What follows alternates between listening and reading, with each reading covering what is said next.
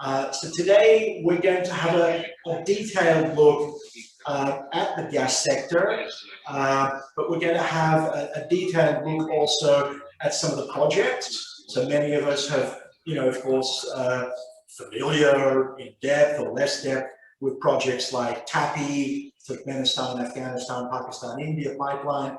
But I mean, there's much more really, of course, to Turkmenistan gas and TAPI, and we will hear about other projects. We'll learn quite a lot.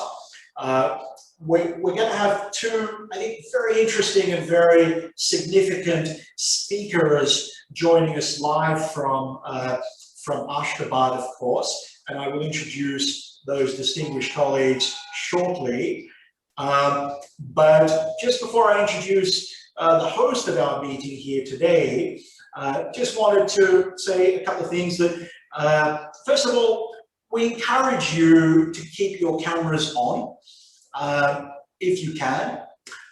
This is a meeting, it's not a webinar. Brussels Energy Club, normally we hold our meetings in a really nice location in Brussels where we all sit together, talk frankly, kind of in a kind of private environment, but in a very, very open and democratic way. But since COVID-19, we've moved on to this into this virtual arena where we use Zoom and other platforms to have our meetings. But please, it's quite nice to see faces, quite nice to see people, to give it a real meeting dynamic, if you like.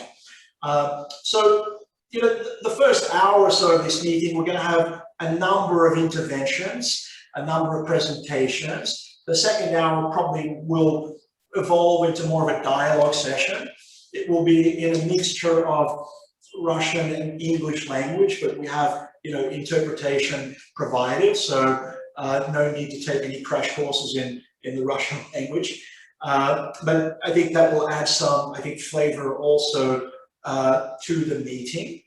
And feel free to come in when I bring you in as moderator and make some interventions, ask your questions, because this is, I think, really a wonderful opportunity to engage our friends in Turkmenistan and exchange information and really learn more about the business side, the policy side of not just the gas sector but the wider energy industry. The wider energy and infrastructure industry in Turkmenistan. So, we're going to really try to have a good flavor of the meeting here. So I think that's enough from me, and I want to now hand over to my friend and colleague here. This is His Excellency Tchary Ataev. Now, Tchary Ataev is, of course, the ambassador of Turkmenistan to Belgium, to the EU, and to NATO here in Brussels. He occupies a really, I think, significant position. He's doing a fantastic job here representing his country. And he himself is a very seasoned diplomat with more than 20 years experience in international diplomacy, including important stints in New York, at the United Nations, and in some of the neighboring countries in Central Asia, Tajikistan. I see the ambassador of Tajikistan in Brussels joining us here as well. So, we're all in good company, I think. So without further ado, enjoy the meeting. Let's have a great session today. And Tchary Ataev, Ambassador, welcome. The floor is yours. Thank you, Marat. Thank you, dear participant, honorable guest, colleagues. Thank you for being with us today. I hope this topic will be very interesting and useful for you, for we all could open the new perspective of investment in the oil and gas in Turkmenistan. So I hope good luck for all of us. So at the outset, please allow me to welcome all of you here today on interactive discussion, which address the topic, the gas sector investment opportunities in Turkmenistan, TAPI, and new projects of interest. As you know, this year Turkmenistan celebrates 30th anniversary of its independence. This is a remarkable occasion in the independent history of the state of Turkmenistan. And it's a real honor for me to welcome you all to the meeting on behalf of my country. Let me likewise express my gratitude to dear friends Marat Terterov, is founder of Brussels Energy Club, also former director and moderator of today's event. I would like also to express my very special thanks to Ms. Nadezhda Kakatovich, director of the Brussels Energy Club, and her team for initiative to organize today's VDC.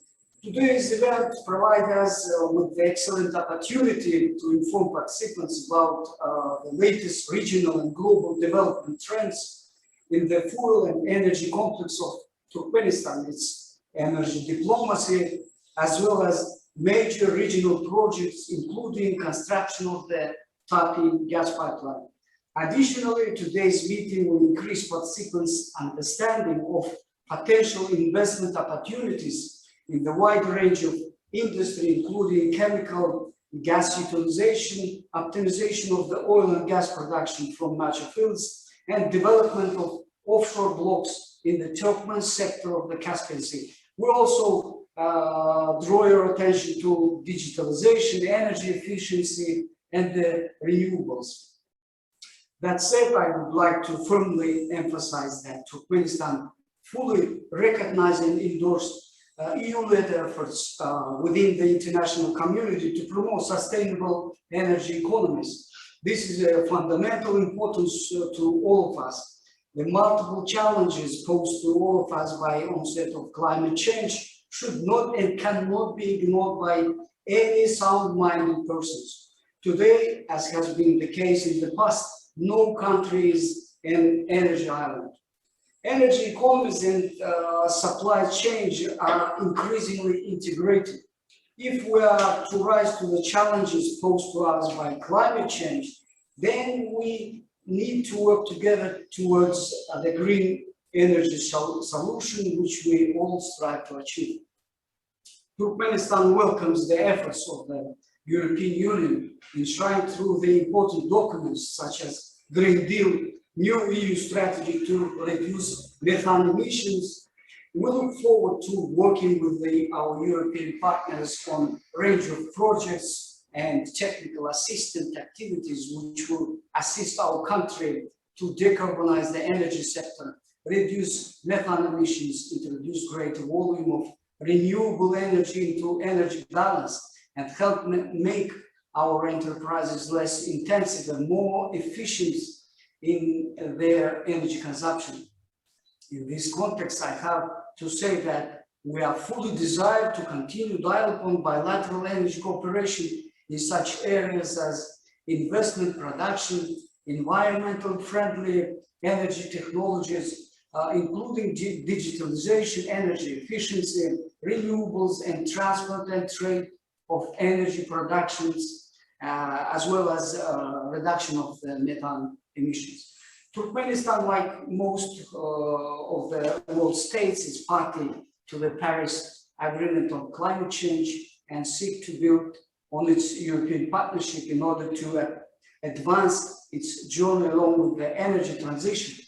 While we see this a gradual process where fossil fuel will be inevitable play a role for the years to come, we are ready to participate in full range of programs offered by European friends in order to learn more, to transfer knowledge, and assist Turkmenistan in embracing the know-how that only European leadership can provide. Ladies and gentlemen, present day, Turkmenistan is the major player in the wider Asian gas market. Turkmenistan, possessing significant energy resources, implements large-scale projects for creation of multi-aspect energy export infrastructure. A vivid example of this is Turkmenistan-China transnational gas line, embodying the idea of restoring the Silk Road and link peoples of Europe and Asia for millennia. The concept of restoration of energy and transport roads along the Great Silk Road in the modern format is important for stable trade and economic well-being of our entire region. This idea and the fact that the ministers of Romania, Azerbaijan, Georgia, and Turkmenistan have signed the declaration on development of multimodal corridor for transportations of cargo between Black Sea and Caspian Sea, which coincide with the EU strategy connecting of Europe and Asia. Another strategically important initiative is the construction of the Turkmenistan, Afghanistan, Pakistan, India TPCL gas pipeline. The president of Turkmenistan emphasized that the new energy route, which would ensure long-term supply of natural gas to the largest countries of Southeast Asia, will give strong impetus to the economic development of the region, support the resolution of social and humanitarian issues, and strengthen peace and stability, especially in Afghanistan. And I cannot stress enough the following. TPCL is not simple an economic project. It's a project while based on the principle of energy interdependence, we believe will contribute to reducing the scope of the conflict and instead incentivize mutually beneficial energy cooperation in our region of Asia and beyond. The construction of 207-kilometer section on the territory of Turkmenistan till the border of Afghanistan has been completed, and the ceremony to start construction work on the TPCL project on the territory of Afghanistan is going to be held in August of this year. Overall, today, Turkmenistan, together with Afghanistan, is actively working on the international projects of construction of Turkmenistan, Afghanistan, Pakistan, India gas pipeline, Turkmenistan, Afghanistan, Pakistan power and fiber optic lines, and also Lapis-Lazuli transport corridor. In addition to the above mentioned suppliers of Turkmenistan's north, south, and east, and taking into account the recent agreement of the Caspian Sea, Turkmenistan currently considers the possibilities of natural gas supplies to Europe. As indicated in the new EU strategy for Central Asia, we expect that EU will continue to focus special attention on the enhancing the role of the Central Asia in assisting the provision of energy security, diversification of suppliers, sources, and routes of EU, including assessing the opportunity of construction of Trans-Caspian pipeline. In conclusion, I would like to emphasize that all international initiatives and international projects in the fields of energy transport carried out by my country under the leadership of the President of Turkmenistan, His Excellency Mr. Guvanch are primarily aimed at fostering the development of the entire region. As already mentioned, they likewise aim to assist in the restoration of peace in Afghanistan by pursuing the implementation of the project involving large energy infrastructure. This is a key factor of the entire system of security and stable development, not only in the Central Asian region, but on a broader, more global scale. Turkmenistan fully supports the integration of Afghanistan to the expanding regional network of trade, energy, and transport hubs. With this, I would like to stop. Thank you very much for kind attention, and without further delay, I would like to give the floor to our dear moderator. Please, thank you. Ambassador Ataev, thank you very much for that very short, excise overview of, well, I mean, this is not just about gas, not just about Turkmenistan, it's about the region. So, you know, Turkmenistan is really a driver here for regional cooperation, you know, business development at the regional level.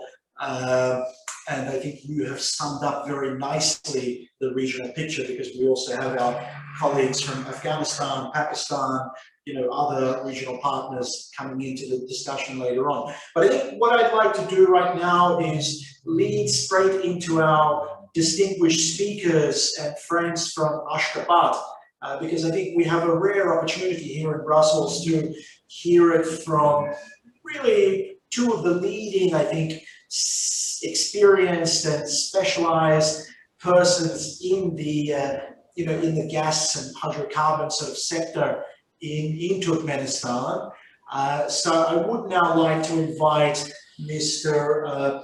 Guvanch Agajanov, who is the deputy chairman of Turkmengas, the state-concerned Turkmengas, to offer us his presentation. And you have, of course, the biographies of all the speakers on our website, but I would just like to say that from having a look at Mr. Agajanov's short biography, he is really one of the most experienced persons today in his industry. So I think it's a great pleasure for us to welcome you here, Mr. Agajanov, to address our international audience. And you'll note there are people joining here from all around the world to listen to you speak. And we now give you the floor, please. Good afternoon, Mr. Tchary Ataev, Ambassador of Turkmenistan in the Kingdom of Belgium, Mr. Marat Terterov, and other participants of the online meeting of Brussels Energy Club. Again, let me introduce you with Turkmen part of participant. My name is Guvanch Agajanov. I'm the deputy chairman, and Mr. Muhammetmyrat Amanov, CEO, Turkey Pipeline Company Limited. I'm glad greeting you in this meeting and would like to express my deep gratitude for the organizers of this event. The subject of my speech is international cooperation and investments in the oil and gas industry of Turkmenistan. Turkmenistan continues to realize logically and confidently its energy policy aimed at large-scale development of the domestic fuel and energy complex and dynamic integration into the international energy system. Within the shortest period of time from the historical viewpoint, the leader of the nation, esteemed President of Turkmenistan, Gurbanguly Berdimuhamedov, has initiated a series of scaled projects, most of which have significant meaning, not only for further uncovering of the economic potential of oil and gas sector of our state, but also play a huge role in strengthening of the global energy safety. The status of our country as one of the largest energy powers in the world brilliantly has been confirmed by the assessment of reserves and resources of natural gas of the Guvanch gas field, which is one of the biggest discoveries of Turkmen geologists worldwide. It has also been confirmed by independent British company Gaffney Klein and Associates. This gas field is second largest field of the world. The recent years discovery of super giant fields, Guvanch, and a number of other major gas fields in Turkmenistan confidently ranks the fourth place among the world's largest proven natural gas reservoirs. One of the major projects implemented in this area is largest industrial development of Guvanch gas field, which is known as the second globally largest and will serve as a major source of natural gas for future export pipelines. Nowadays have been commissioned industrial facilities with capacity of 30 BCM of marketable gas per year.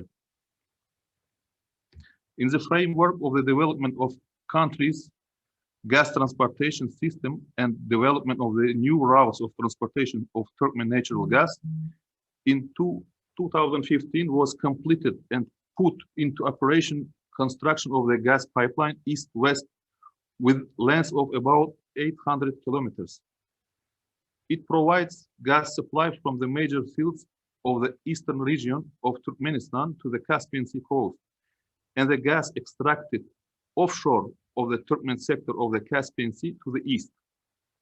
The capacity of the pipeline, 30 billion cubic meters of natural gas per year.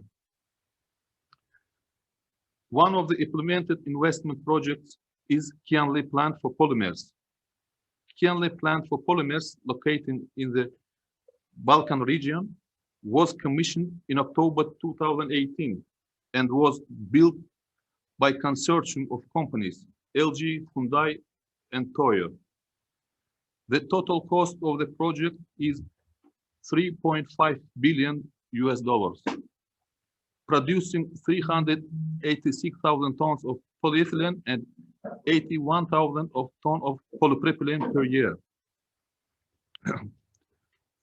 Also, one of the implemented projects is gas-to-gasoline plant, G2G. Gas-to-gasoline plant located in Akhal region. It was commissioned on June 2019 and was built by Kawasaki Industry, Heavy Industry and Renaissance Industry, producing 6,000 tons Euro 5 spec gasoline per year. Let me introduce you with perspective plans.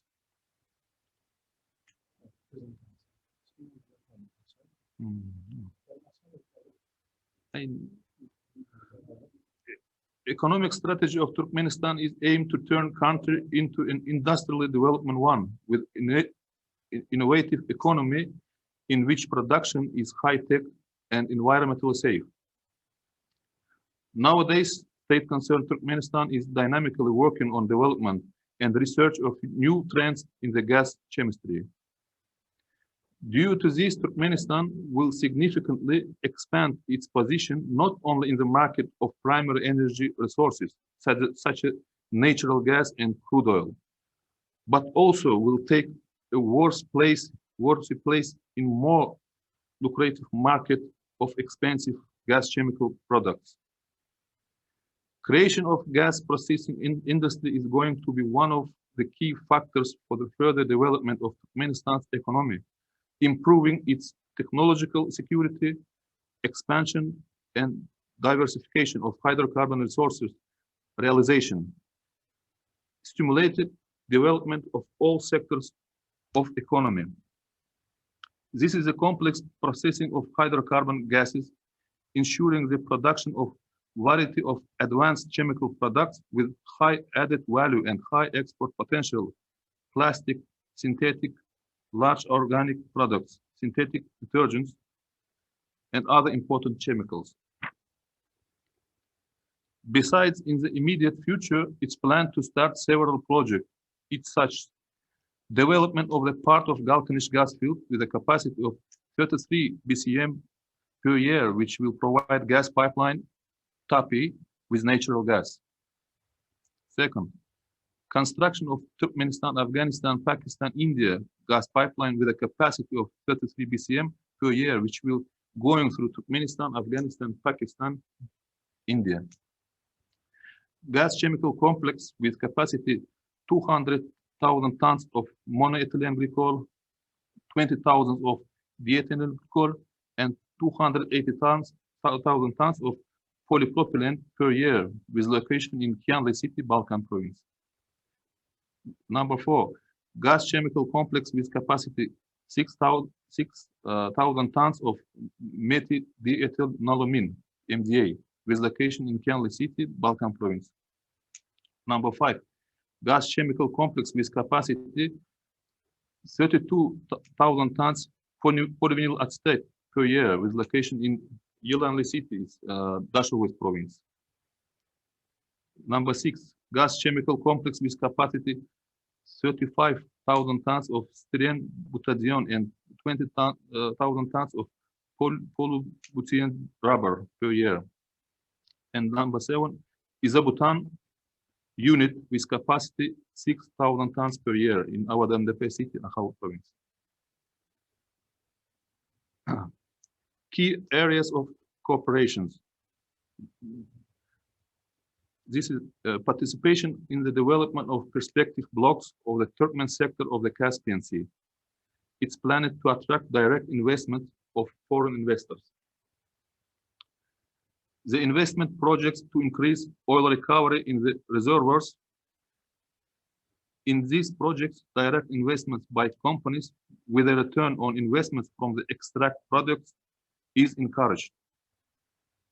Investment project in oil and gas chemical. This provides for the attraction of project financing or borrowed funds. Service projects for the construction of industrial facilities.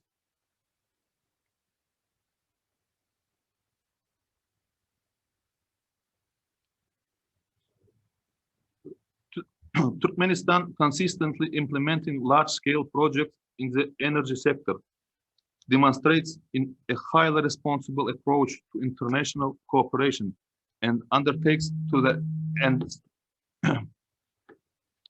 that and specific initiatives, including the creation of multivariate hydrocarbon transportation system and the formation of reliable mechanism for the safe transit of energy to world market.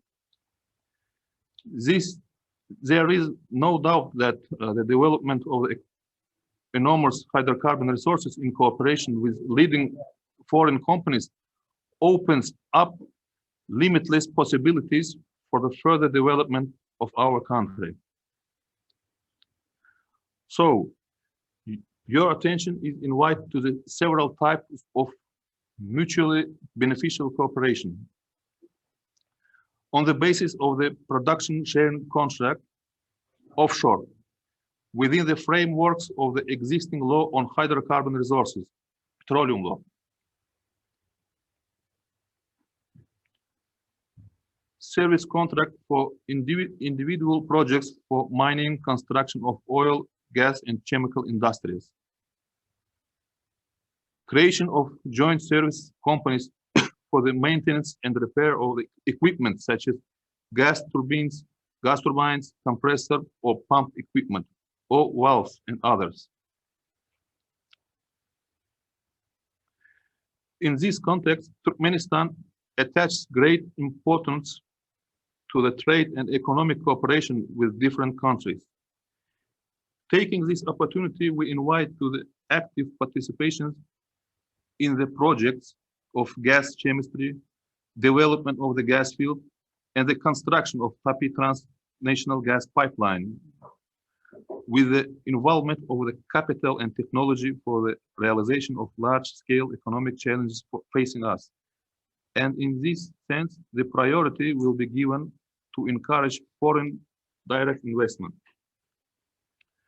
Any kind of cooperation is welcomed, ranging from direct investment, ending with the contract for the construction of or supply of equipment with funding of export credit agencies.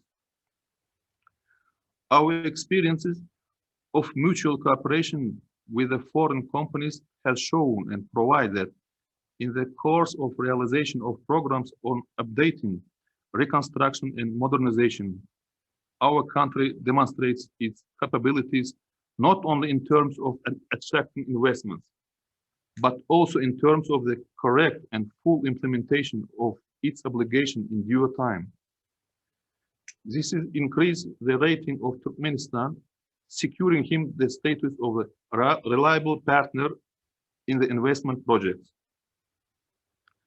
Formulated on the basis of international jurisprudence in the petroleum law, on currency regulation, on foreign investment, on investment activity, guarantee reliable legal protection of investors and their capital. Petroleum law was adopted on 20th of August 2004. This law established legal foundations related to exploration and production of hydrocarbon resources and other types of petroleum operations in Turkmenistan.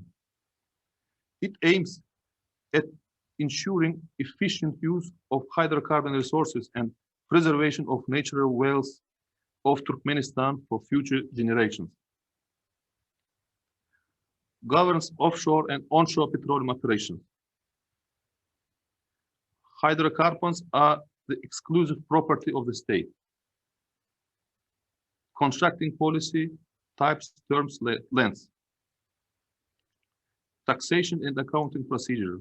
Profit tax, subsoil use payments, employment tax and social insurance fund, income and withholding taxes. Next slide, please. The applicant submits application for the license prior to the beginning of direct, non-exclusive negotiations On the basis of the application, state concerns decides on suitability of further negotiations.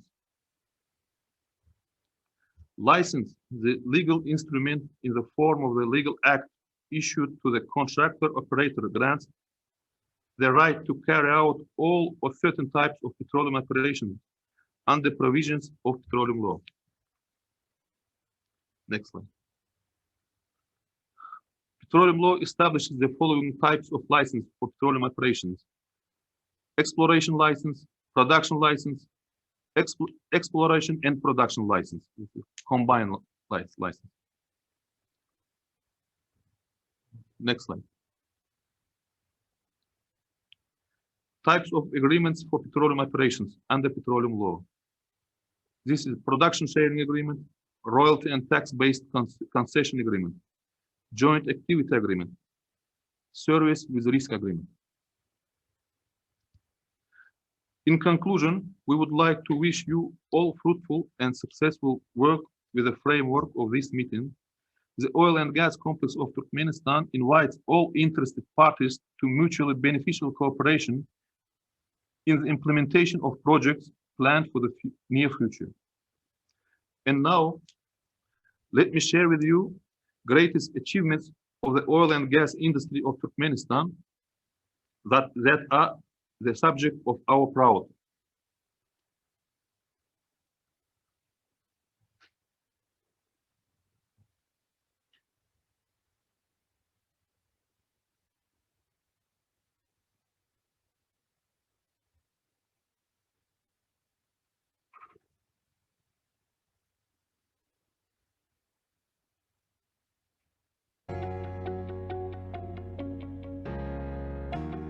Given its advantageous geographical position at the crossroads of the Great Silk Road, independent Turkmenistan offers the most favorable conditions to turn this ancient caravan route into a path of friendship and cooperation. Turkmenistan holds the world's fourth largest proven natural gas reserves. In terms of natural gas production, our country ranks third in Europe and the CIS. Currently, development of Galkinish gas field is in progress, a complex of facilities that are designed to produce 30 billion cubic meters of sales gas per year was commissioned here. In addition to the above, promising gas condensate fields are being rapidly developed on the right bank of the Amu Darya in the central Karakum Desert. The east-west gas pipeline, connecting all the gas pipelines of the country into a single system, has also been commissioned. Thanks to this, supply of blue fuel from Mary province to Ahal and the Balkan provinces is now also possible, where dozens of new industrial plants and factories, as well as public facilities, are under construction. In addition, the east-west gas pipeline, with a throughput capacity of 30 billion cubic meters of gas per year, can be used to supply Turkmen energy resources to international markets through the Caspian Sea. With the modernization of the gas transmission system CAC4, Central Asia Center, Turkmenistan, Uzbekistan, Kazakhstan, Russia, another major gas pipeline project, Central Asia, China. This includes 3 completed parallel lines, A, B, and C, and the D line, which is to be built in the near future. Turkmenistan will be able to supply up to 65 billion cubic meters of gas. Commissioning of the Dubletabat, Sarax, Hangaran, together with the already existing gas pipelines Korpeji, Kortkui, and Artuk, Lutfabat, could potentially provide annual deliveries to the neighboring country of up to 20 billion cubic meters of Turkmen natural gas. The implementation of the Turkmenistan, Afghanistan, Pakistan, India gas pipeline construction project is of regional importance. After full commissioning of the Tapi Energy Highway, with a length of over 1,800 kilometers, it will be possible to supply 33 billion cubic meters of Turkmen natural gas annually to South Asia. The Turkmen government is concentrating on the diversification of its oil and gas industry and the construction of large industrial facilities specializing in the processing of hydrocarbons, including those related to electric power industry, petrochemical, gas chemical, and chemical industries. A polymer plant was commissioned in Kiyanli. This is a modern gas chemical complex designed to process 5 billion cubic meters of natural gas annually and will produce many new products within Turkmenistan, 7 types of high-density polyethylene, as well as 5 types of polypropylene.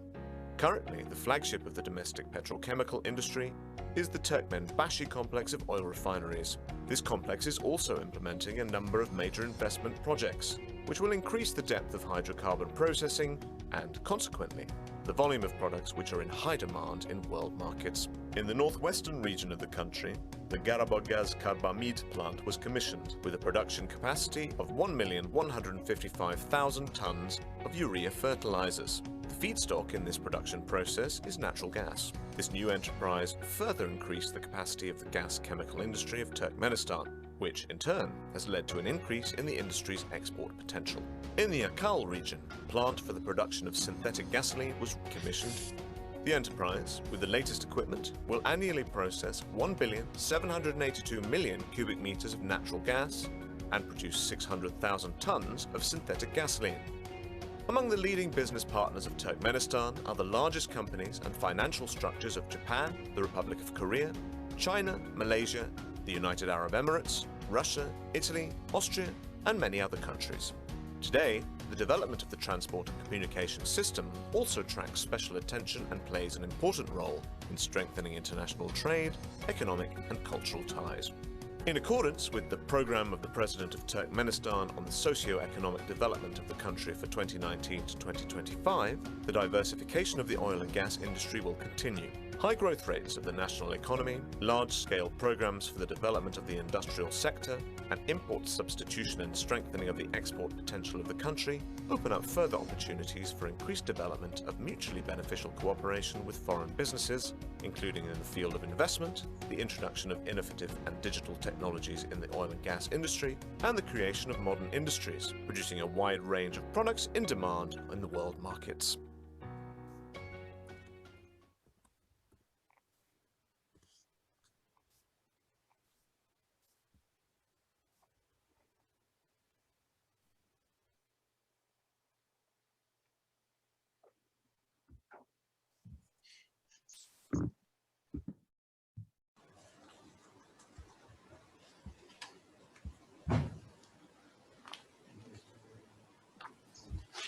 Thank you, Tchary. Guvanch, Agajanov, really fantastic presentation. And indeed, like you said, this is your pride.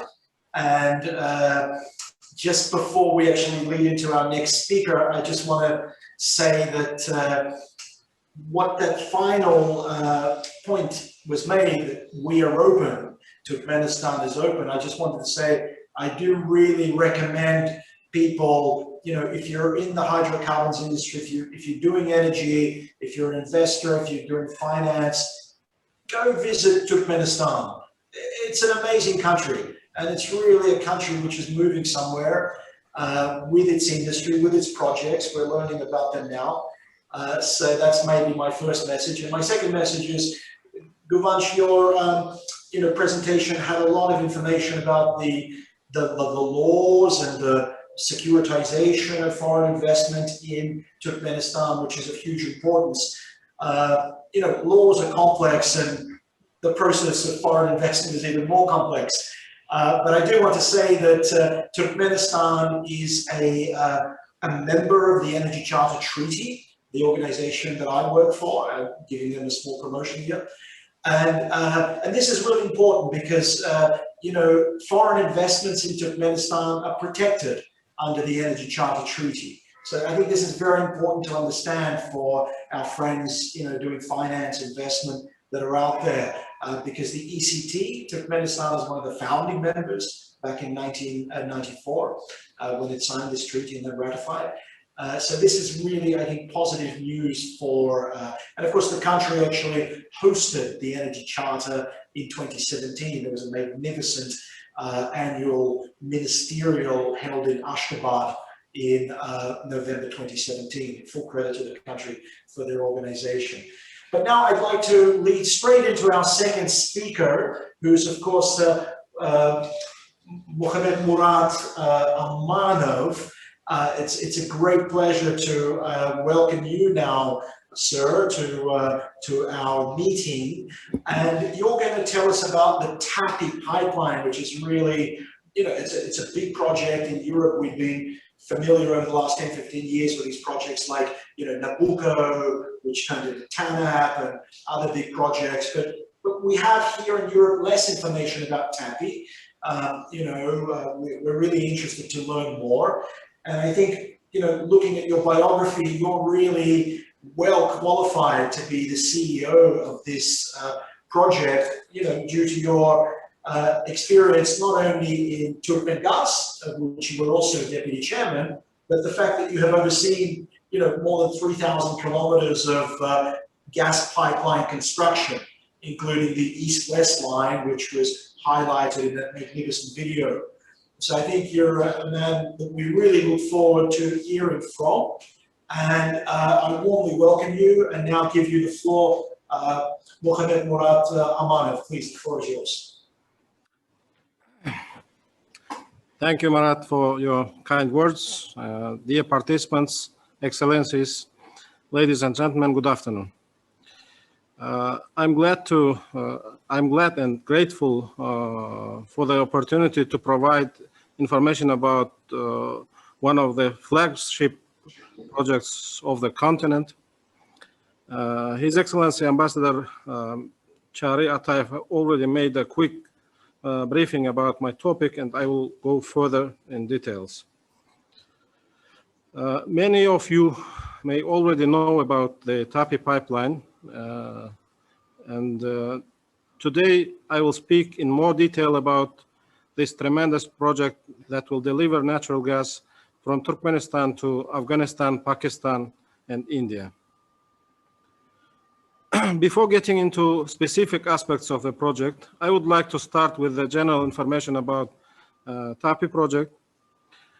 This pipeline project intends to deliver natural gas from Turkmenistan's huge Galkanish gas field to Afghanistan, Pakistan, and India. The overall length of the pipeline is 1,840 kilometers. The section stretching from Turkmenistan-Afghanistan border to the Pakistan-India border is 1,635 kilometers. The construction of the 56-inch pipeline, including 2 compressor stations within Turkmenistan, is undertaken by state concern Turkmengas. The construction of linear part of the pipeline has been completed. The Afghanistan and Pakistan sections will be built and operated by TAPI Pipeline Company, a special purpose vehicle established in 2014. TPCL shareholders are state concern Turkmengas with 85% stake, Afghan Gas Enterprise, Interstate Gas Systems, and GAIL Limited, India, with 5% stake each. Delivery to India will be undertaken at the Pakistan-India border, and TPCL will not own any assets in India. The implementation of the project is split into 2 phases. Phase 1, construction of free-flow pipeline with a capacity of 11 billion cubic meters per annum. Phase 2, construction of 6 compressor stations to increase capacity. Once fully commissioned, the TAPI project aims to export up to 33 billion cubic meters of natural gas annually for a 30-year period. The annual volume split for phase 1 of the project is 5% to Afghanistan and 47.5% each to Pakistan and India. The TAPI project has a very strong support from the governments of the 4 countries, as it represents a significant step towards energy security. Not only will TAPI solve the issue of energy demand, but it will also generate innumerable jobs and develop infrastructure. The project will provide a reliable, low-cost supply of natural gas to power the economies of Afghanistan, Pakistan, and India, which have increasing energy demands and play important role in Pakistan and India's transition from coal and liquid fuels to natural gas and renewables, with the resulting environmental benefits.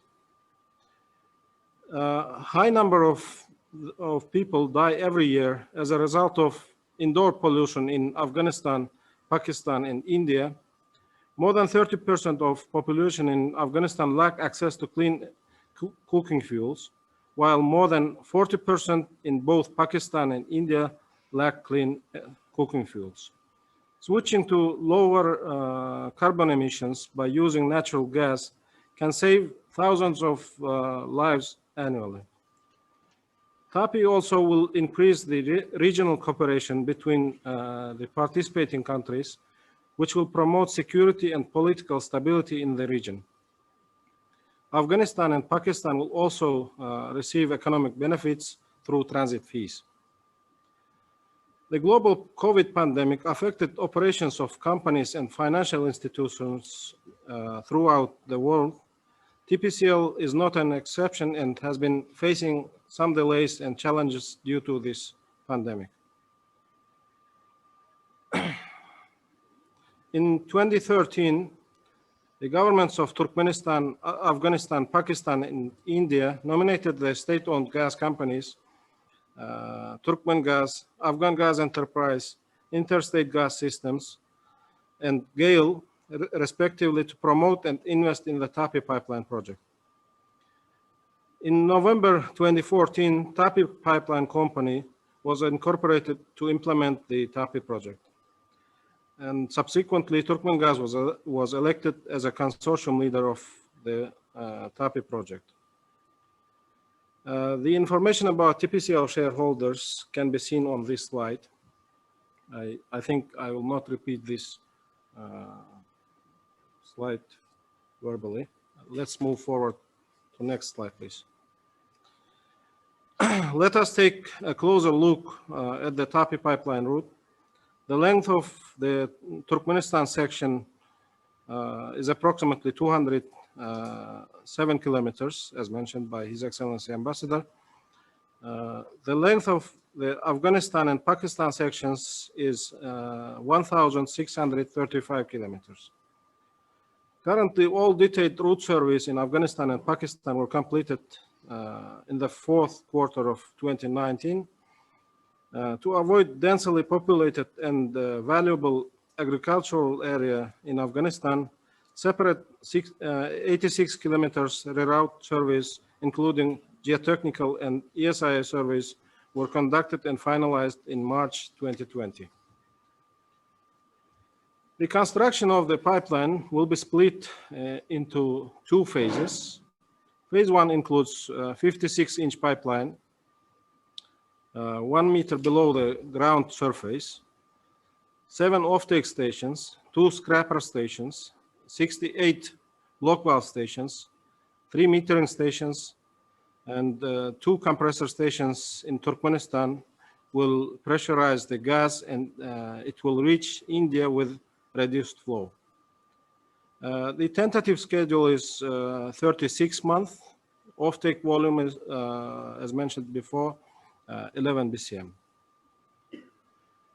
Phase 2 includes construction of 4 compressor stations in Afghanistan and 2 in Pakistan.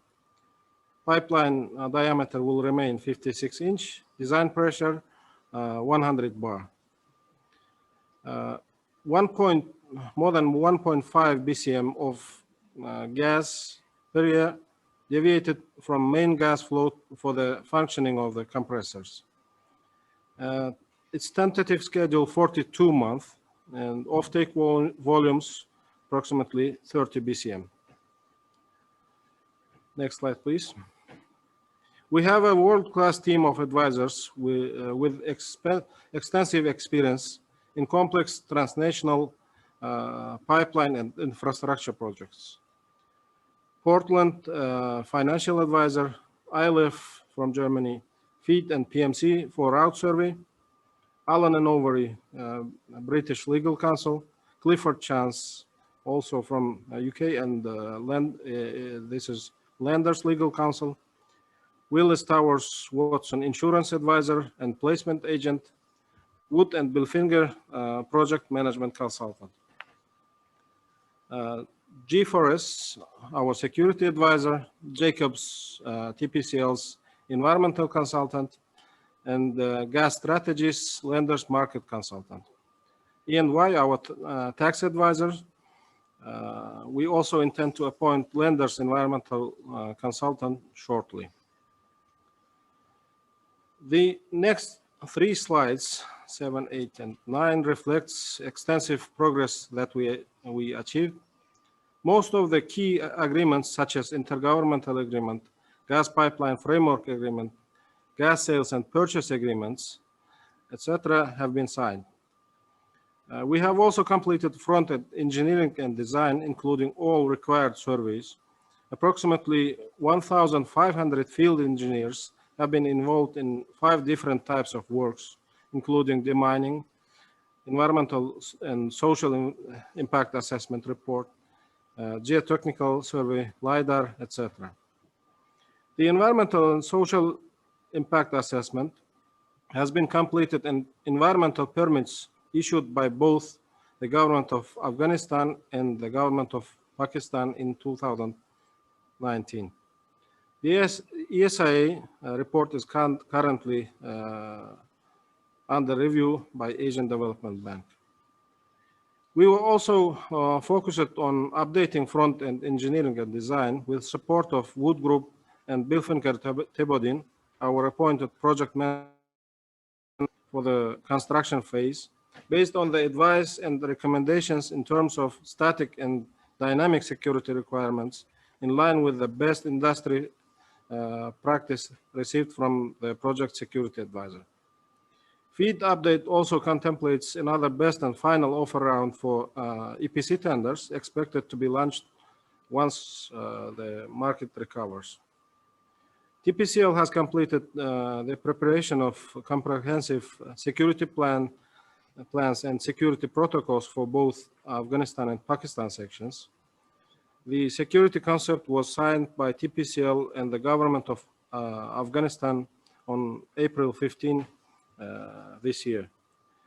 We have selected lender's legal counsel. We are in progress of selecting the lender's environmental consultant, and we expect to issue the ITT soon.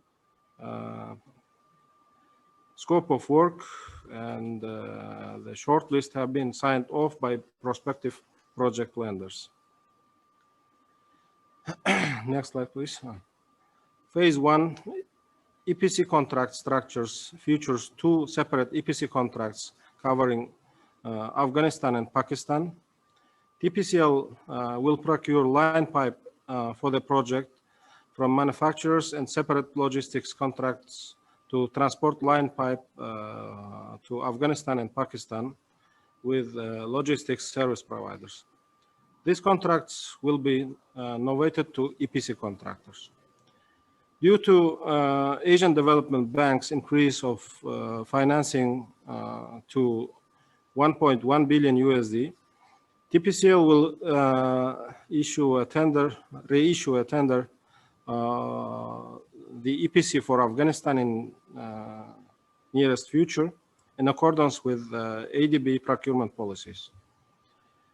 Tendering of the Pakistan EPC contract, line pipe, valves, etc., has been paused due to the coronavirus pandemic. Logistics service will be tendered once the line pipe suppliers have been identified.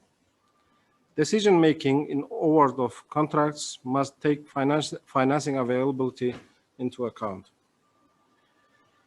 TPCL plans to raise long-term senior debt for phase 1 from a number of sources.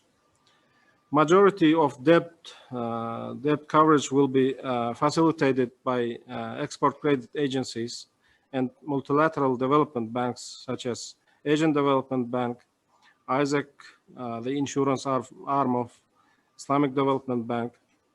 ADB's management has already confirmed the project concept paper contemplating aggregate up to 1.1 billion funding and commenced its due diligence on the project. Commercial banks will provide ECA-covered loans. The borrower for all project debt funding will be a state bank for foreign economic affairs of Turkmenistan, acting as an agent of the sovereign pursuant to a presidential decree.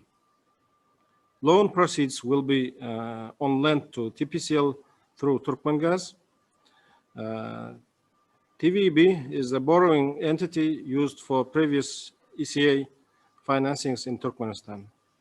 Our target debt to equity ratio is 70-30. Shareholders may be required to provide senior shareholder loans at the initial close to make up any shortfall of senior debt and the target debt to equity ratio. ECA covered loans, loan terms will be consistent with OECD consensus rules for transactions with a sovereign repayment guarantee. It means equal semi-annual repayments over 10 years. Thus, ECA loan tenor door-to-door will be 13 years. ECAs will provide guarantee insurance in support of the line pipe, large valve, LSP, EPC, and PMC contracts ordered by TPCL.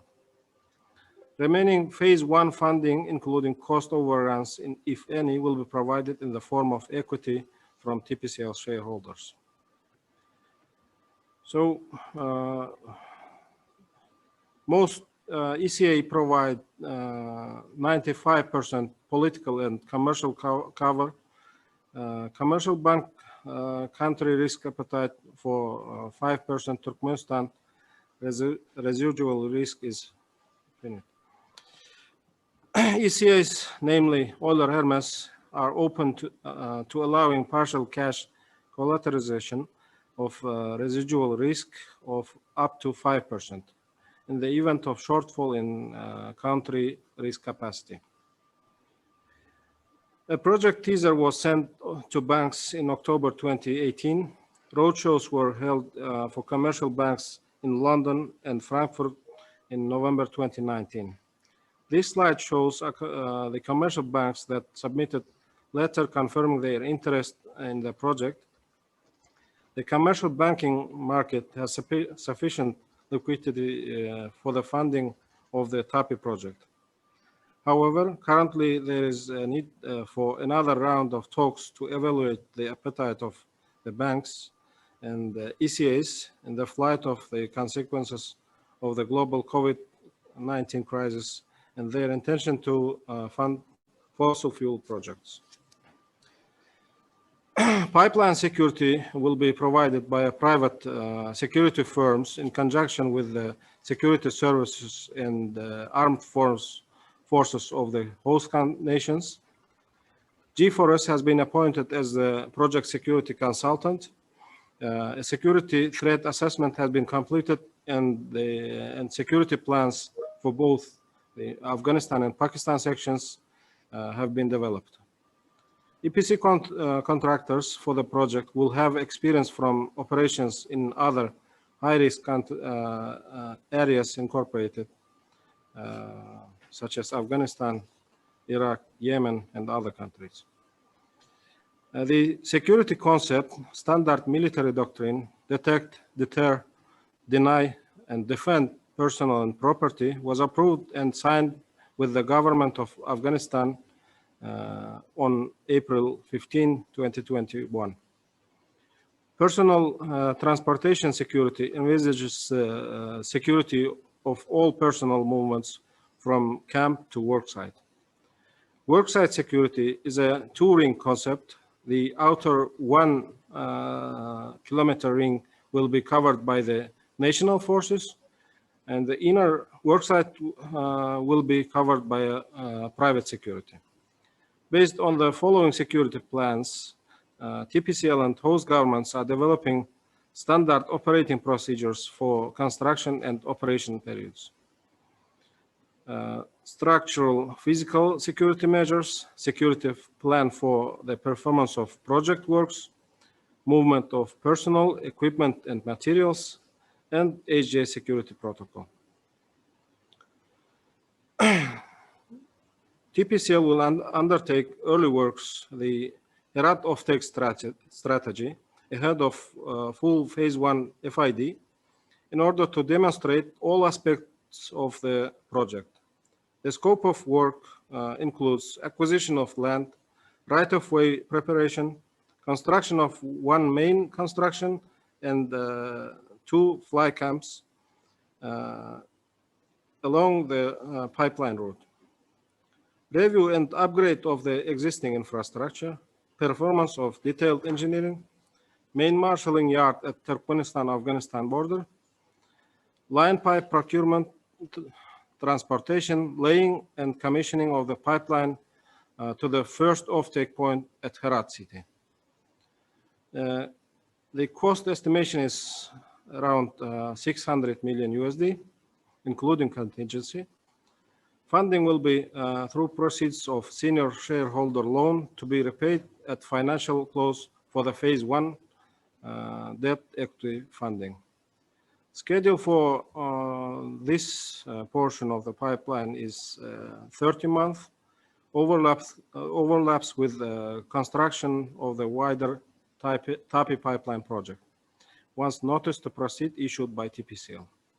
We believe that Herat offtake strategy will significantly de-risk a number of key project work streams, such as land acquisition, procurement, and logistics, provide early revenue streams to TPCL with respect to the gas delivered to Herat offtake point prior to the commissioning of phase 1 of the wider TAPI pipeline project, and increase confidence amongst the lending and contracting community that the TAPI pipeline project will be successfully implemented. To summarize, the key takeaways are: the project has full support of the governments of Turkmenistan, Afghanistan, Pakistan, and India. The project is of strategic importance for the region, as it will bring many direct and indirect social, economic, political, and environmental benefits to the region. It considered to be the beacon for peace and stability for the whole TAPI countries. The project is being implemented in accordance with the highest international standards and guided by a world-class advisory team. Despite the global pandemic, the project progressed significantly over the recent years. With this, I would like to conclude my presentation. Thank you for your attention, and I will gladly answer for your questions if you have any. Thank you. Thank you very much, Muhammetmyrat, Amanov. In fact, another really in-depth, detailed presentation. I think giving people a very, very solid picture of what this project entails. It is a major international project led by Turkmenistan, really, in many ways, although it's a regional cooperation project. So I think very significant set of information in that. But I think let's keep moving maybe to our next speaker, and then we can have some interventions and address questions to our corporate executive speakers in Turkmenistan. So I would now like to invite, I think it's actually very timely to invite Ambassador Nazifullah Salarzai, His Excellency Ambassador of Afghanistan to Belgium, and also like Ambassador Ataev, covering the European Union and NATO. And in fact, also like Ambassador Ataev, Ambassador Salarzai was at the UN in New York, although for Afghanistan as the Deputy Permanent Representative. And a diplomat, also a very significant experience, as well as a spokesman or Director of Communications for the President of Afghanistan, someone who's very, very experienced. I think Ambassador Salarzai, maybe a timely intervention now I'd like to invite from you, because Afghanistan is the next country in line for construction of TAPI, the next, in essence, beneficiary country. And I think security was raised as an issue in Mr. Amanov's presentation. Of course, this is very important. So please, Ambassador Salarzai, we welcome your intervention. Thank you, Marat. let me start by thanking my dear brother, Ambassador Tchary Ataev, distinguished guests from Ashgabat, and all the participants of today's event. Let me thank you for organizing this, and thank you, Marat. I think being the last speaker, it's difficult to find what has not been mentioned. So everything was mentioned. I have nothing else to say. So, but I think improvisation remains to be the strategy to keep our audience interested in today's discussion. I have the pleasure of saying few words on this important gathering today, and I think I will start by quoting directly His Excellency President Ashraf Ghani on when he inaugurated the TAPI pipeline in Afghanistan, and the quote begins that it's a beacon of hope, peace, and stability for our region, and we need more such schemes. So I think it tells us a lot about the importance of this strategic project in our region, and especially for Afghanistan. And personally, to me, TAPI is a complete definition of a development security nexus, not only again for Afghanistan, but in our part of the region. To start with the three guiding principles of our Afghanistan National Peace and Development Framework, which are state building, peace building, and market building. These guiding principles are to articulate, integrate, lead, own, and take responsibility for the process of, again, peace building, state building, and market building as instruments of nation building. And these three pillars of or principles of Afghanistan National Peace and Development Framework are not mutually exclusive objects, but rather they are mutually reinforcing imperative.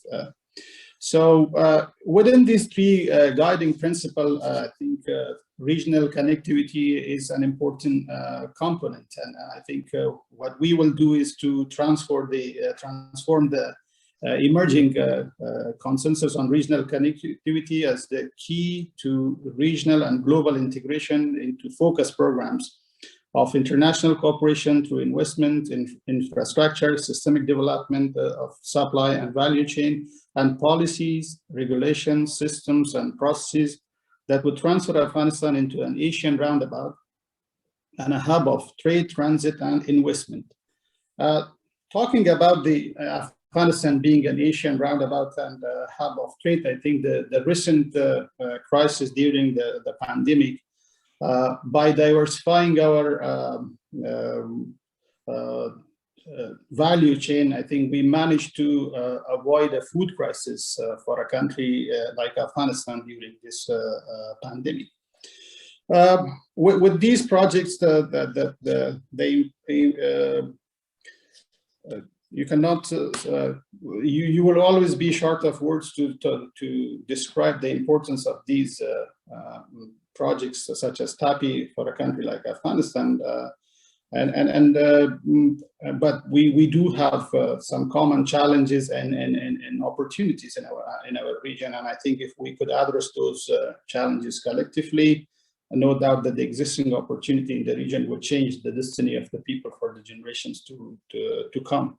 The ongoing projects that was discussed in details by previous distinguished speakers, such as TAPI, that relates to Afghanistan, the Lapis Lazuli, Kasa 1000, and the railway trade corridor, have benefited all of us in a variety of ways, and they're not only helping, but they're also changing the dynamic of regional connectivity and cooperation.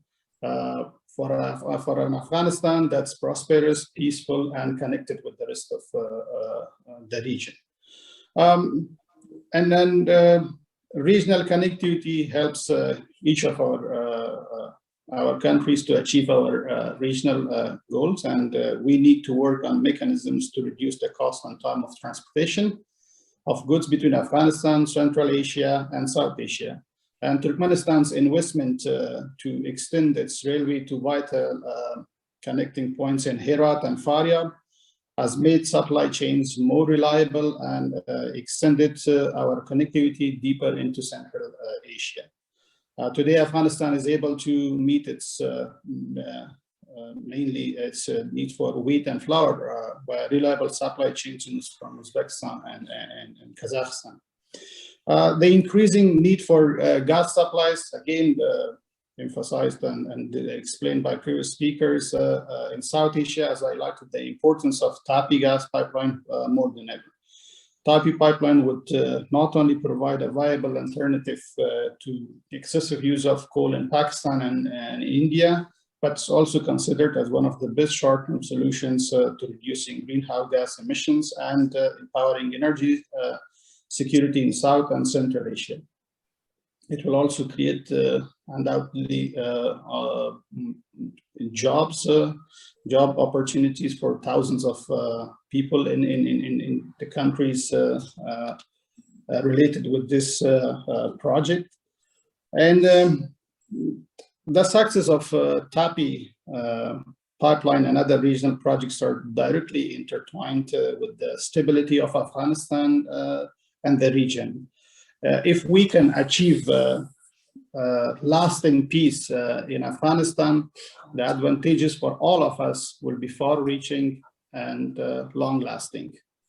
And studies have shown time and again that if the gift of peace is delivered to a long-suffering people, neighbors can have 1 or 2% of additional rate of growth in their GDPs.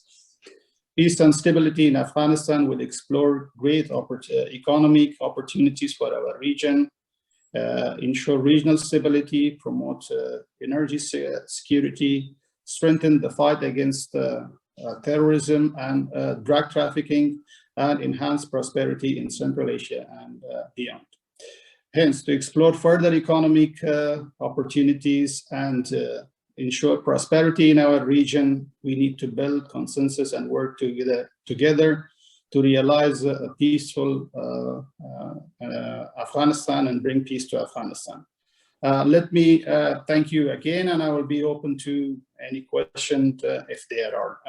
Again, thank you, Marat and Ambassador Tchary. Over to you.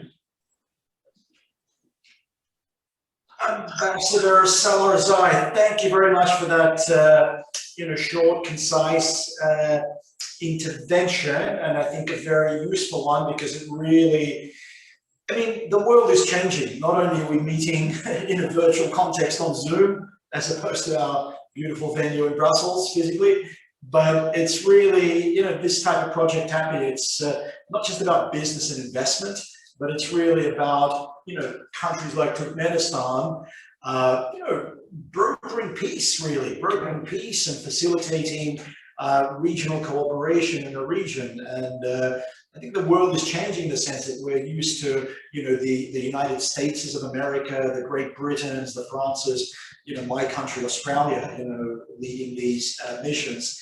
But now, 30 years after its independent statehood, we celebrate 30 years of Turkmenistan's statehood this year. It's countries like Turkmenistan that are partnering up through these sort of projects. And gas pipelines really are a form of interdependence creation. They create interdependence. So there's a lot I can say here, but I really want to engage in a discussion here with people. We've got a very distinguished audience with investors and experts and diplomats, and we've got this fantastic opportunity with our two wonderful speakers and guests in Ashgabat, Turkmenistan, busy people at that. So I would like to now open the floor for interventions. And I know there's a few people in the audience that would like to say something. So I invite people to use the raised hand feature on their, yes, and Ambassador, our friend Ambassador Dilyor Hakimov is of course there as well. But just before I give the floor to Ambassador Dilyor Hakimov and some other colleagues, Pakistan is a very, I think, important player here. This is about geography. And I know there is a few colleagues that have joined us from Pakistan for this meeting. So is Dr. Mahmoud Ul Hassan Khan in the audience? And if he's there, would he like to take the floor for a short intervention or a question for our friends in Ashgabat? Dr. Mahmoud, are you there? Yeah, I'm here. Okay, well, short, it's nice intervention. Okay. First of all, thank you very much inviting me to experience a lot of learning from the distinguished His Excellencies, especially the Ambassador of Turkmenistan in EU and the Chairman of Turkmen. I would like to add some red lines in the completion of TAPI. Because Pakistan is one of the participating country in TAPI. So I would like to say that as the last speaker, His Excellency from Ambassador of Afghanistan said, there are some red lines which has to be resolved in order to complete the TAPI on time. So ongoing pandemic of COVID-19, there was unfortunately no progress in the completion of TAPI in Afghanistan, and especially since you all know that Afghanistan is going through a difficult time of transaction. Since US has already announced the its withdrawal from Afghanistan. So there's a very tough time is going on, and most of the TAPI will and is being carried out from the 5 provinces which has been heavily controlled by Taliban. So that's why some month ago, the high-powered delegation of Taliban was visited Ashgabat, and during which the Taliban leadership promised to be loyal, to be protector of TAPI, which is a good sign. But I precisely share some conflicting realities about the delay in TAPI gas pipeline on part of and especially Pakistan. As you know that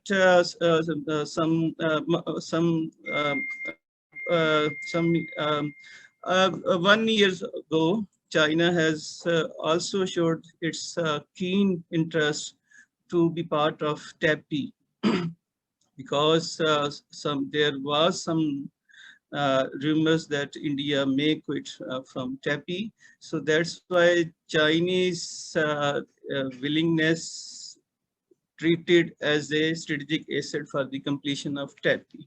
So we would like I would like to say that the organizer and financer of and policymaker of Turkmenistan should also consider the befitting proposition offered by China for the completion of TAPI as soon as possible, because Turkmenistan is also the part of One Belt, One Road initiative.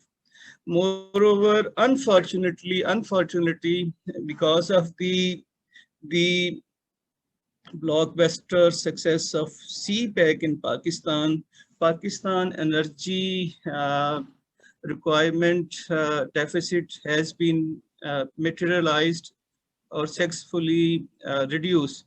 So that's why the federal government budget has not yet allocate a single penny for the acquisition of land, for the start of any substantial activity of TAPI in Pakistan.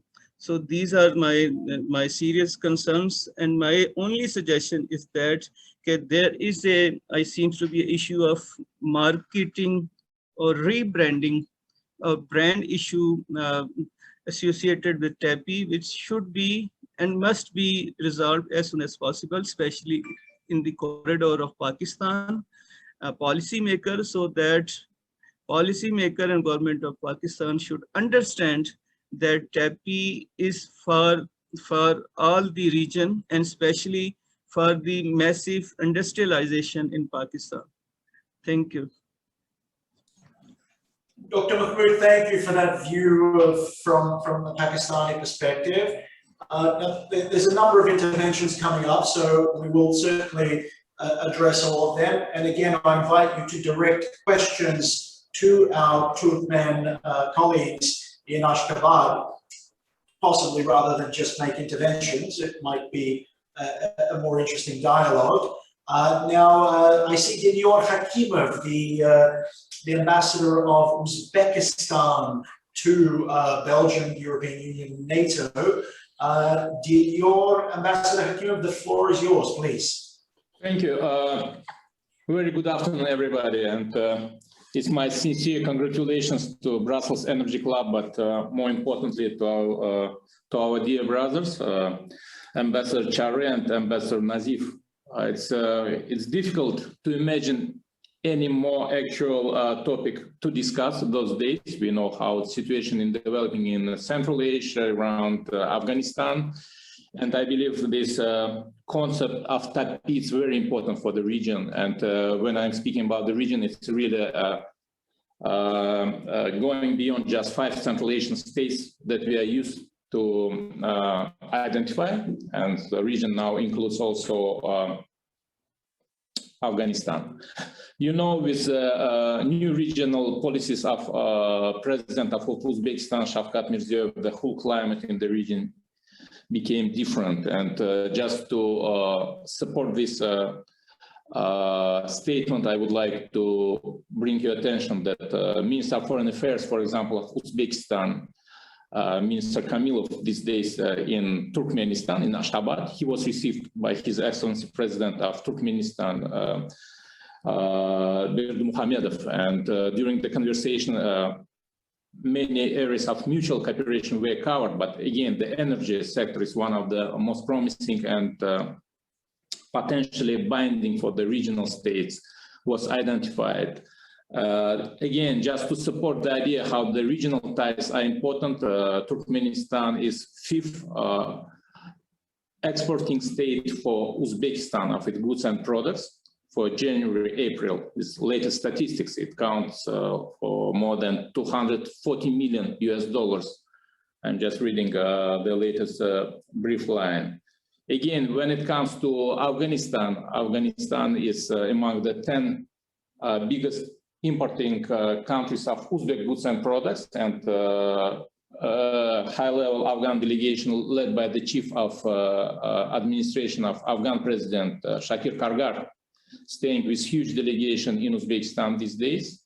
We are having the very important events in Surkhandarya and Termez. And it's worth to say that bilateral trade between Uzbekistan and Afghanistan tripled for the last 2 years. And it counts for the last year to $800 million US.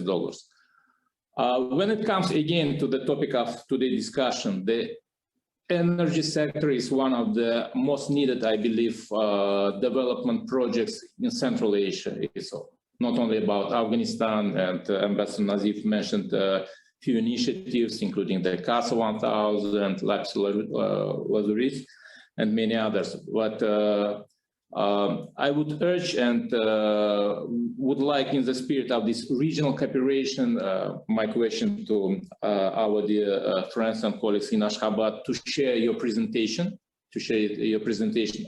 with all the participants, and to make this presentation more visible on the European level. Thank you. Once again, congratulations. Very important, very interesting event. Thank you very much for that very strong intervention, and I'm sure and I hope, inshallah, our colleagues in Turkmenistan will be happy to share via Brussels Energy Club their presentations. Now, just in a moment, we're going to go to an intervention from Bangladesh, also a regional state with a very big gas agenda, particularly on the LNG side. But I see also the Chairman and CEO of the Global Resources Corporation in London, and that's Mehmet Ogachu. So I would like to offer him the floor because he spent quite a long time, I think, in Turkmenistan with BREC Gas, with BG, has quite a lot of experience. I think Mehmet, maybe you would like to come in and ask a question to our Turkmen friends. Thank you very much, Marat. First of all, I would like to congratulate wholeheartedly the Brussels Energy Club taking this initiative in a very, very timely manner. And I'm also quite impressed by the openness of discussion coming from our friends from Turkmenistan. I think we are going through a very difficult period. It's not only related to Corona pandemic, but also investment climate is changing. There's a shift from fossil fuels towards renewables, and there are lots of pains to go through. And of course, Turkmenistan will also be affected. So I want to offer 3 comments very briefly before asking any question. Because I worked in IEA before, International Energy Agency, in charge of Central Asia, also Asia Pacific. I was with BG Group, as you said, negotiating with our Turkmen friends on access to gas fields in Turkmenistan. But before, in my previous life, I was also a diplomat. So I have been on the different tables. Now I'm providing strategic investment advisory through Global Resources Partnership. I think the first point to make is that in these difficult times, we have to follow money, where money is flowing. Last year, $1.5 trillion were invested in energy sector all around the world. And only 1/3 of that, $30 out of every $100 investment dollar went to fossil fuels, including coal, natural gas, and oil.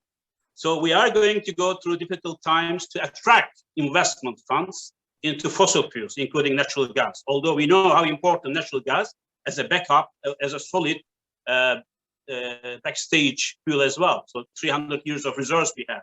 However, no matter how great it is our foreseeable future, but the new generation and the investors, unfortunately, look down now fossil fuels, including natural gas and pipelines. There's a fatigue for investing in pipelines in Europe.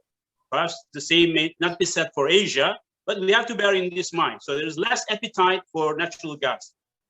For a country, not only Turkmenistan, but for throughout the world, including East Mediterranean, where there's very significant geostrategic backlash. Second point I want to make is that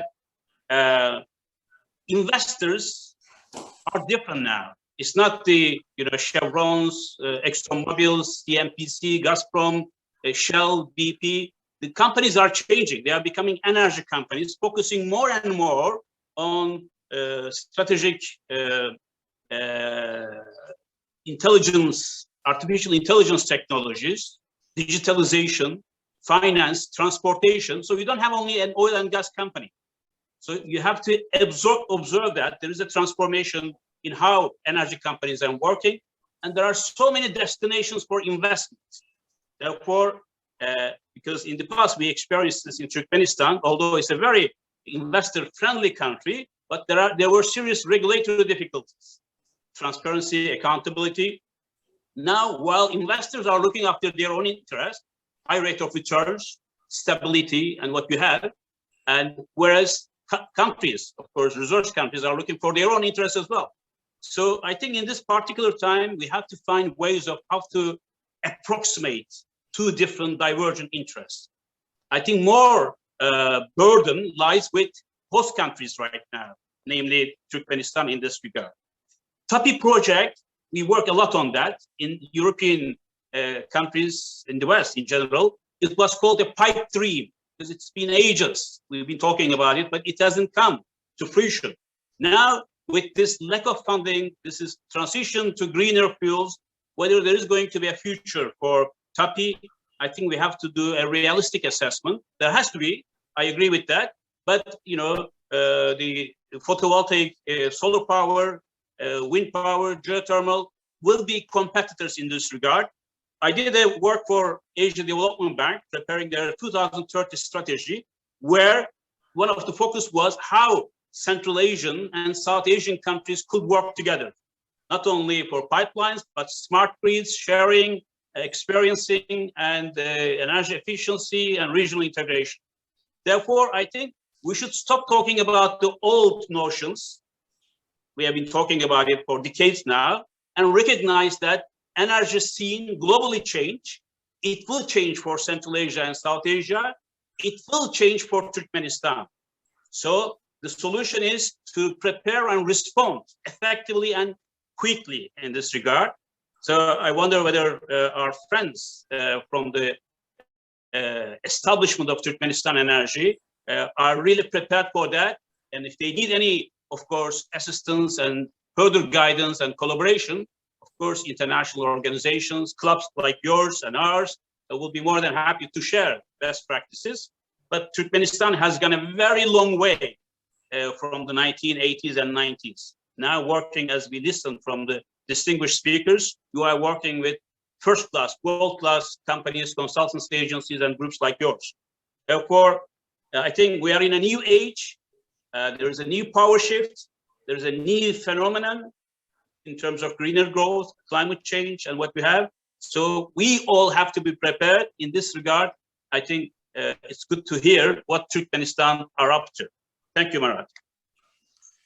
Mehmet Bey, thank you for enriching us with this very vibrant, in fact, intervention, which alludes to a question, I guess, for our friends in Ashgabat and, you know, how they see the future of the energy landscape in, you know, Turkmenistan and the region. And this is, of course, a very broad question because on the one hand, it's a question of gas demand, really, in the regional sort of context, as well as, you know, respecting international obligations. And if a country like Turkmenistan is, you know, a party to Paris agreements on climate and, you know, Energy Charter Treaty and other significant international scriptures, really, you can say, then, you know, it is acting within a framework of both business acumen on the one hand and, you know, as a sovereign government in the international sphere on the other. So perhaps our colleagues in a moment can come back to you, but I just want to bring in one more, perhaps Sadiq Zubair, you know, a very long-term government expert on both the renewable side as well as gas in Bangladesh, you know, a very dynamic, growing economy and very much dependent on gas as a driver. Probably would have also heard Mehmet's intervention. And perhaps, Sadiq, you can comment from a Bangladeshi perspective and then lead into a question for our Turkmen friends, please. Thank you very much. Thank you, Mirat. Thank you, Brussels Energy Club, for giving me the floor. Thank you, His Excellency, the Ambassador of Turkmenistan. And what my perspective, this TAPI project is a very important project to bring the national or the regional or the, you know, the Central Asia, South Asia, as well as Southeast Asia's the cooperation between the countries. Apart from the politics, it could be considered as a commercial venture. And my question is that Bangladesh, in fact, showed their interest to be the part of the TAPI project in 2010 and 11. The Honorable Advisor on Energy and Power of Bangladesh to the Prime Minister, he visited the Turkmenistan and showed an interest. But so far, we are not still aware about any decision that whether Bangladesh could be the part of the TAPI project. Is there any information from the Turkmenistan that are they considering Bangladesh to be the part of this TAPI project? Thank you very much. Thank you, Mirat. Very much. We'll have more interventions, but I just want to come back to our colleagues from Ashgabat and Mr. Amanov, colleagues there. Would you like to respond to any of the questions? It's not just one around issues. I mean, this is somebody who's in the room alongside the Prime Minister and making decisions. It's not commenting on speculation. It's the former most senior advisor saying this on the record publicly. It's not. Я бы хотела обратиться к нашим коллегам в Ашхабаде с вопросом, готовы ли они ответить на какой-либо из прозвучавших вопросов. В частности, последний вопрос из Бангладеш прозвучал относительно участия этого государства, потенциального участия этого государства в проекте ТАПИ. В 2010-2011 годах Бангладеш выразил свою заинтересованность в участии в проекте газопровода ТАПИ, и советник премьер-министра Бангладеш по энергетике совершил несколько визитов в Туркменистан. На данный момент мы не получили никакого уведомления относительно решения Туркменистана, относительно участия Бангладеш в проекте ТАПИ. Могли бы мы участвовать в проекте газопровода? Есть ли какая-либо информация по этому поводу у наших коллег из Ашхабада? Рассматривают ли они Бангладеш в качестве потенциального участника этого проекта? Это был вопрос из Бангладеш, и предыдущий вопрос от господина Мехмета Лучу прозвучал таким образом.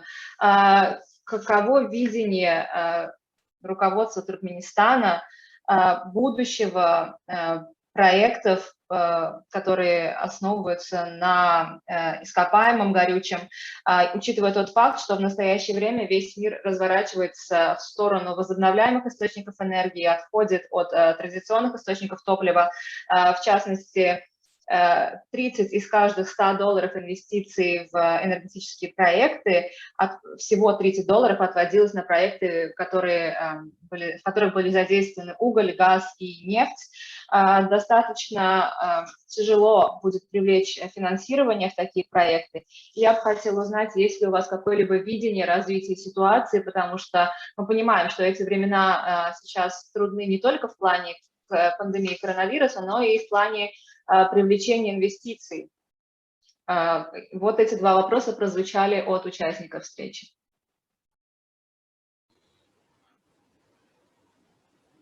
Если позволите, я немножко прокомментирую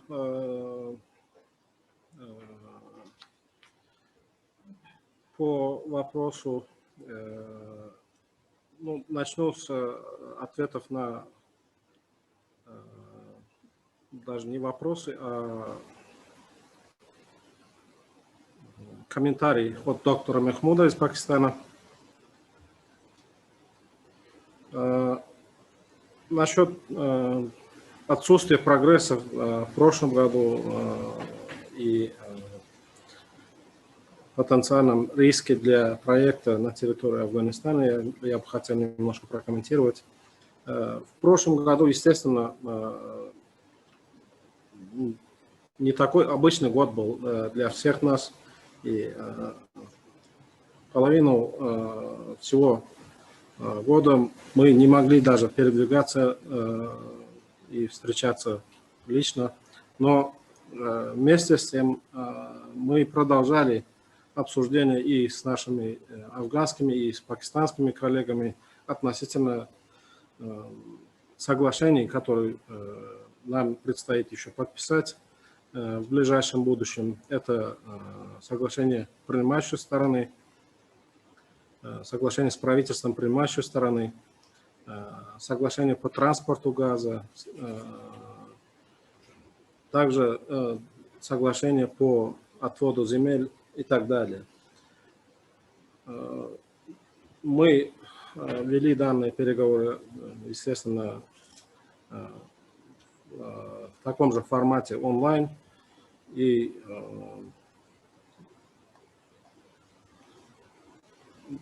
физически можем сказать, что мы достигли очень хорошего прогресса, несмотря на пандемию коронавируса. По вопросу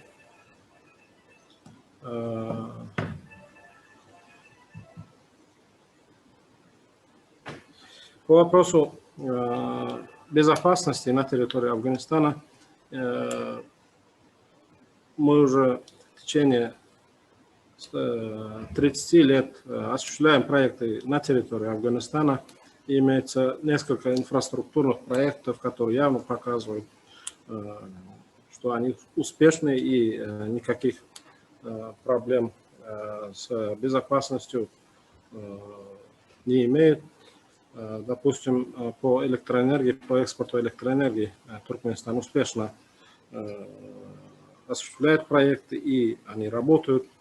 Около сотни километров линии электропередач вглубь Афганистана идут, и они действуют. Также я в течение презентации говорил об этом. В период изыскательных работ на территории Афганистана на проект работали около 1500 человек, не учитывая сторонних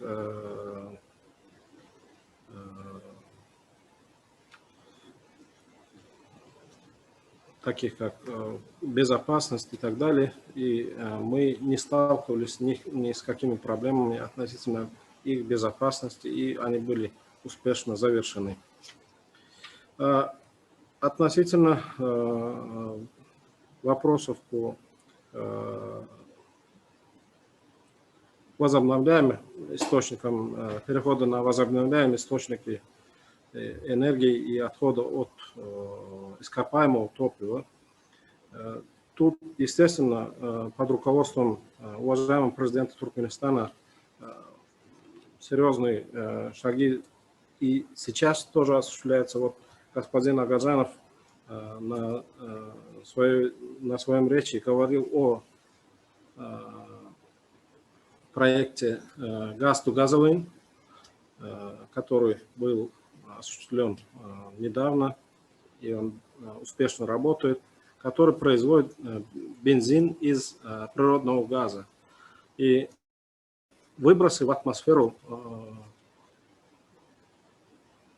используя вот этот вид топлива, и если сравнить с обычным бензином, выбросы в атмосферу несколько раз являются ниже показателей, чем обычные из нефти. Кроме этого, также есть множество других планов перехода на чистую энергию, но тут бы хотелось подчеркнуть, что природный газ сам по себе является одним из, самым чистым ископаемым топливом, и сразу переходить на солнечную или ветряную энергетику, убрать это все и переходить на такой вид энергии не получится. Допустим, если даже Европу брать, уже в течение нескольких десятилетий разговоры идут об отходе от угля, который является самым грязным ископаемым топливом, но до сих пор на энергетической корзине Европы солидное место занимает наравне с природным газом. Поэтому мы не думаем, что сразу отключить природный газ или нефть, или даже тот самый уголь не получится, и необходим период для перехода на возобновляемые источники, где может природный газ выступить в качестве моста для перехода на такую чистую энергетику. По вопросу участия в Бангладеш, я сам тоже встречался с представителями Бангладеша. Думаю, в 2015 году мы, естественно, там обсуждали экономические аспекты такого проекта, продления ТАПИ до Бангладеша. Мне кажется, тут в связи с такой длиной газопровода экономические аспекты необходимо посмотреть. Естественно, мы можем обговорить с нашими коллегами и дальше уже согласованно ответить на данный вопрос, но другие варианты можем, мне кажется, изучить, допустим, своп природного газа от западной границы Индии на восточной границе. Но я сейчас единолично здесь не можем ответить, потому что проект является коллективным, 4 страны участвуют, и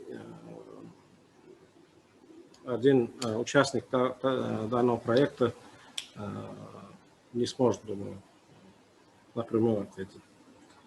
Но мы будем интересоваться и дискутировать по этому поводу с остальными участниками проекта. Спасибо. Thank you for that. So we'll have a translation now. Dunya, please. First of all, I would like to address the question from Dr. Mahmoud from Pakistan. He mentioned the lack of progress over the last year, and he also spoke about the potential risks in Afghanistan. I would like to emphasize that the past year has been an unconventionally difficult year for all of us, not just for the TAPI countries. Half of the year, we were facing the movement restrictions where we could not even hold face-to-face meetings. However, we continued the discussions, and we were discussing the agreements that are to be signed, such as the host government agreement, the gas transportation agreement, the agreements pertaining to land acquisition. We have been engaged in talks, just like this meeting, on virtual platforms. The negotiations were held online. And I believe that despite the inability to conduct face-to-face physical meetings, we have achieved a significant progress that we can be proud of, despite the coronavirus pandemic that hit the whole world, that affected the planet globally. Speaking of security issues in Afghanistan, I can highlight that Turkmenistan has been engaged in projects in Afghanistan for the past 30 years, and we have successful examples of projects that have been functioning quite well for both countries. We have infrastructure projects that we can be proud of. They are obviously successful. We have not faced any security issues, any issues related to the project security during these years. Turkmenistan has, as I said, has been engaged in projects in Afghanistan, such as the power lines that run into the heart of Afghanistan. They stretch over 100 kilometers, and we haven't faced any difficulties with that. As I've said in my presentation, we have had 1,500 engineers and personnel involved in surveys in Afghanistan. That is without taking into account the security personnel and others. And the surveys have been successfully completed without any security issues, which is also a good sign. Speaking about the transition to renewables and the transition from fossil fuels to renewables, the global trend that Mr. Ochu mentioned. Under the leadership of the President of Turkmenistan, we have been undertaking serious initiatives towards the transition to cleaner energy. For example, Mr. Agajanov mentioned the gas-to-gasoline project, the recent project that was completed in Turkmenistan, which aims to produce gasoline out of gas. I would like to highlight that this type of gasoline is much cleaner than the gasoline produced from oil, and the emissions from this type of gasoline are significantly lower than those caused by conventional gasoline.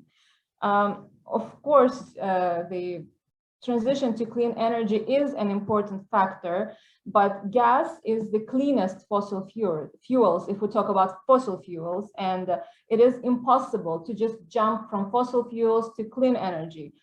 it will be impossible to just cancel gas, coal, and oil and start using solar and wind and geothermal energy. For example, take Europe. There have been talks about transition to cleaner energy for several decades now, and gas and in Europe, coal is the most used fossil fuel, and it is still there. It still has a significant place in Europe. So it is impossible to just jump from one type of fuel to another. But yes, the process is ongoing, and we have to consider all the aspects. Speaking about the participation of Bangladesh in TAPI, I have personally met with the representatives of Bangladesh, and we have discussed their participation, their potential participation in the TAPI project. But we have to consider two factors. The fact that this is a collective project, and we as a single party to the project cannot make this decision on our own. So we have to engage in discussions with other stakeholders, with other member states. And we also have to consider the length of the pipeline. And given the length of the pipeline, we have to take into the account the economic factors, which may not be as promising. We could look into alternative options, such as swapping gas from the western border of India to the eastern border of India. We will engage into discussions. We will look into this, but for the time being, this is the answer that I can provide.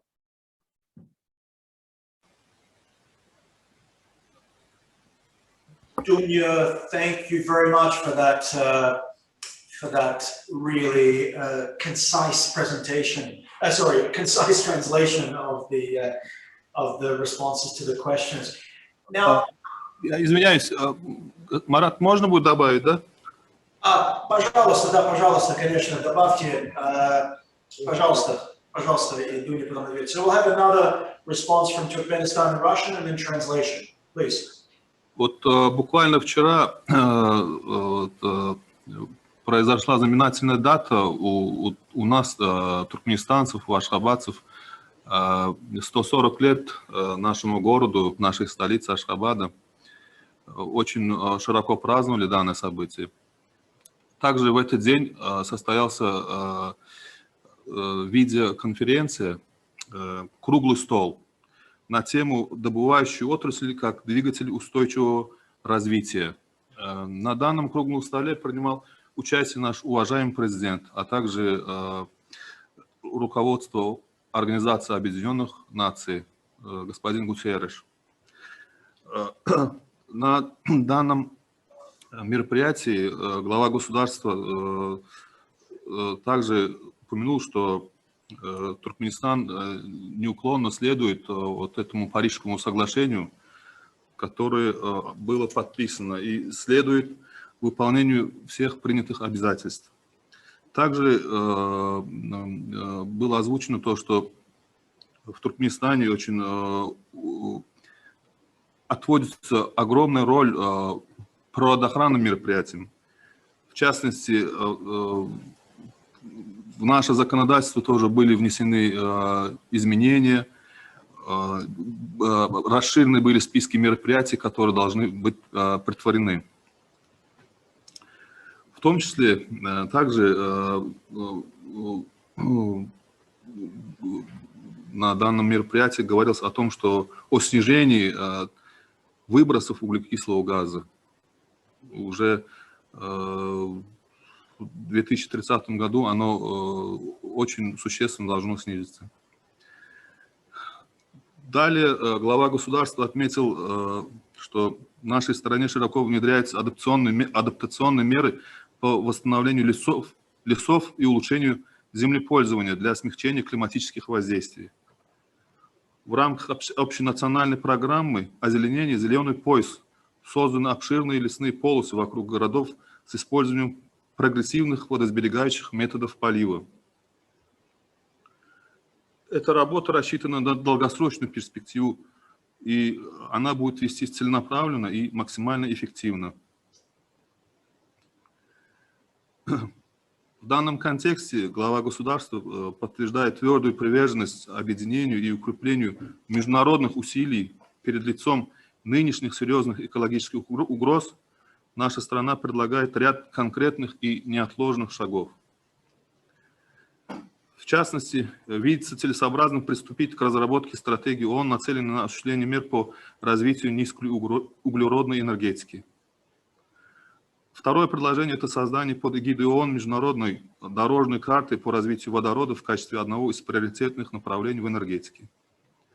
Как инициатор этих предложений, наш глава государства подчеркнул, что готов в ближайшее время приступить на экспертном уровне к обсуждению путей и критериев их реализации.